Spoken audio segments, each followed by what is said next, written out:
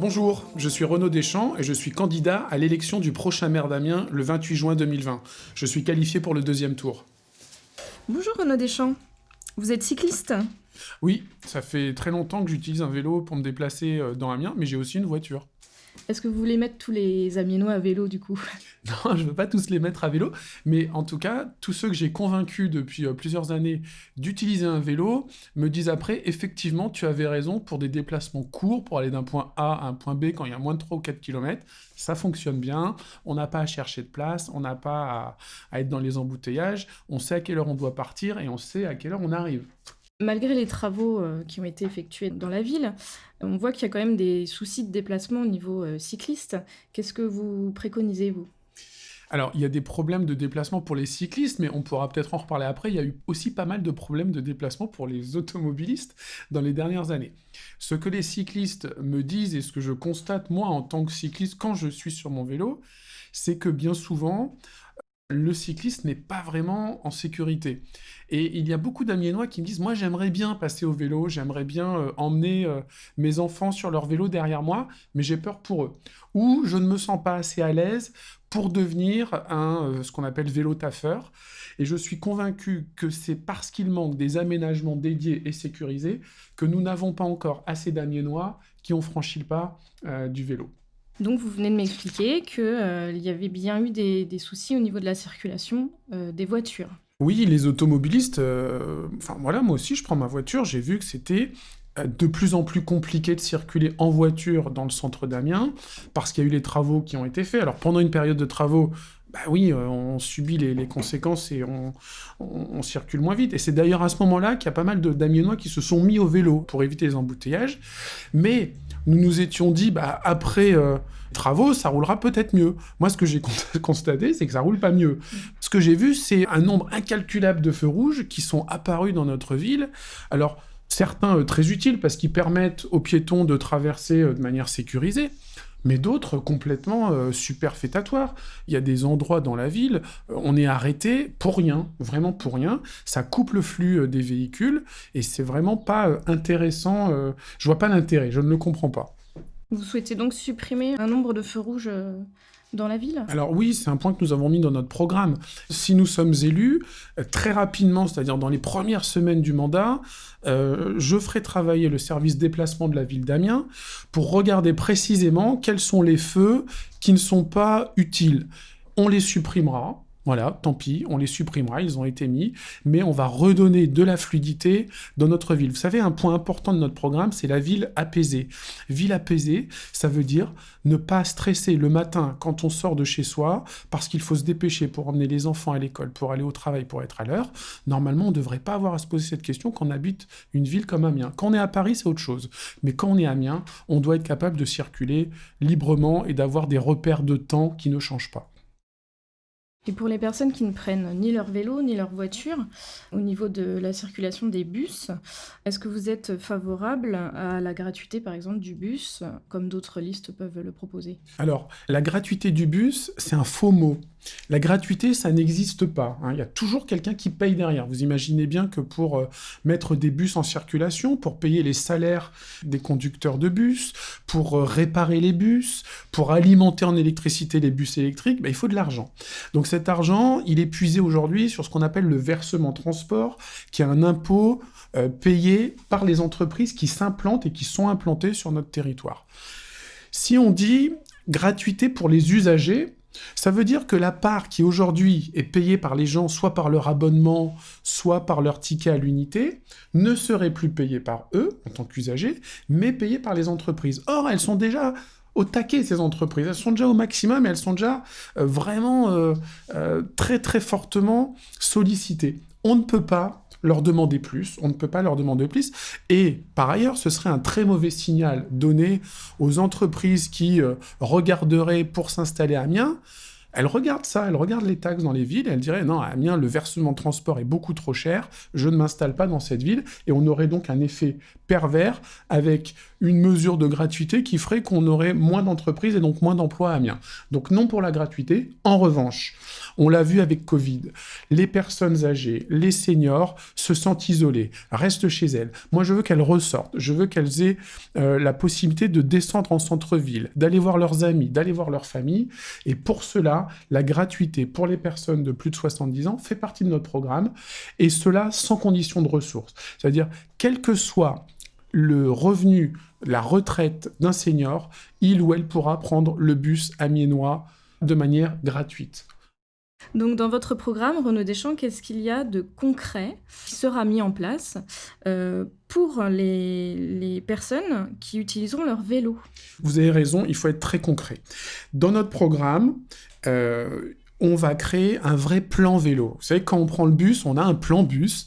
Quand on prend le vélo, dans d'autres villes, il y a un plan vélo où on est capable de dire, dans telle avenue, dans telle rue, pour aller d'un point A à un point B, on sait précisément par où il faut passer parce qu'il y a des pistes cyclables dédiées. Donc ça, c'est absolument une priorité, créer un plan vélo. Et nous le ferons en partenariat avec ceux qui savent le faire. Et je pense à l'association Véloxygène. C'est une association d'utilisateurs du vélo. Ils savent faire, ils connaissent les points noirs à améliorer. Nous travaillerons avec eux. Deuxième point, il faut rendre les faubourgs et les quartiers plus apaisés pour le vélo et aussi pour les modes doux des piétons. Troisième point, chaque nouveau cycliste qui est converti, qui était un ancien automobiliste, faut bien faire comprendre aux automobilistes qui, eux, ne voudront pas devenir des cyclistes, que c'est un bienfait pour eux. Puisque chaque matin, au lieu d'avoir une personne de plus dans les embouteillages, on va enlever une voiture qui deviendra un cycliste. Ça, c'est très concret, c'est du gagnant-gagnant. Il va falloir aussi, je suis désolé de le dire, corriger quelques erreurs qui ont été faites dans la municipalité précédente, avec des aménagements, des trottoirs bien trop larges parfois, des carrefours bien trop dangereux pour des traversées. Donc, il va falloir faire des corrections, mais je prends l'engagement que ces travaux qui seront réalisés n'impacteront pas pendant de grands moments la circulation, puisqu'essentiellement, ce seront des travaux de voirie sur les trottoirs. Enfin, il va falloir multiplier les systèmes d'accroche et de parking pour les vélos. C'est une crainte des cyclistes de se dire oui, je veux bien passer au vélo, mais moi j'ai une amiénoise où je suis en appartement, je dois laisser mon vélo la nuit en extérieur. On doit permettre aux amiénois qui souhaitent passer au vélo d'avoir un moyen sécurisé de garer leur vélo devant leur maison, alors pas forcément devant chaque maison, mais en tout cas dans un grand nombre de rues d'Amiens ou en bas des immeubles. Dernière chose, il va falloir continuer d'investir dans l'achat des vélos de location, de bus cyclistes sous la gare. Il y a des longues files d'attente. Parfois, il faut attendre plusieurs mois pour pouvoir avoir un vélo, notamment des vélos à assistance électrique. Il va falloir qu'on continue d'en acheter, parce que si la liste d'attente est trop longue, on décourage ceux qui souhaitaient s'y mettre.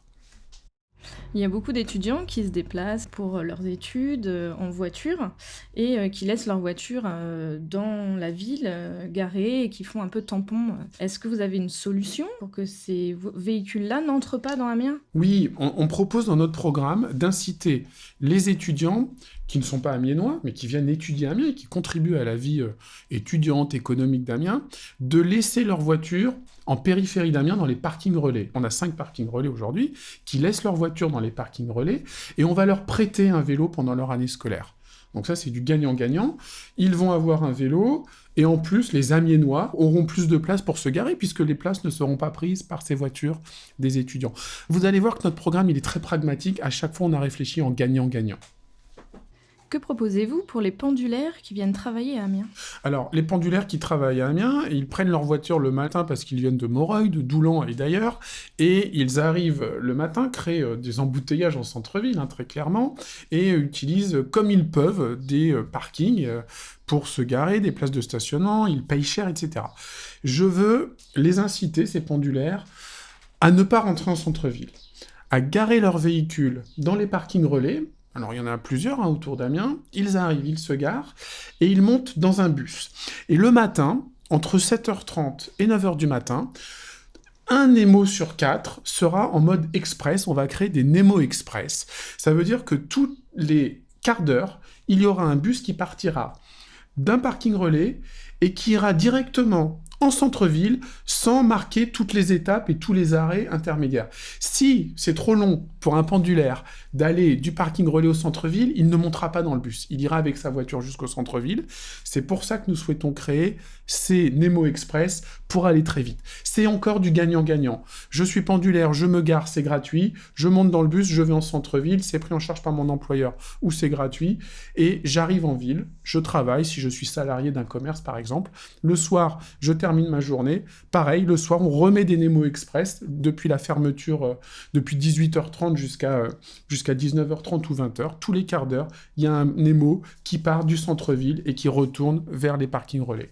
Et c'est gagnant-gagnant parce qu'en plus, ça fait beaucoup plus de places de stationnement pour les Amiénois, puisqu'il n'y a plus les voitures des pendulaires qui stationnent toute la journée en centre-ville.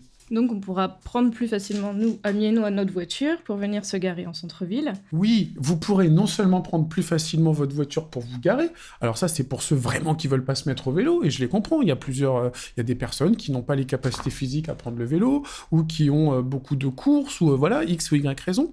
Donc non seulement ils auront plus de facilité à trouver une place, mais en plus, pour aider le commerce de centre-ville, parce qu'aujourd'hui, le commerce de centre-ville, il est en difficulté, parce qu'il est en concurrence avec la gratuité des parkings des centres commerciaux, nous allons mettre en place la première heure de parc-mètre non payante. Donc ça, c'est très clair.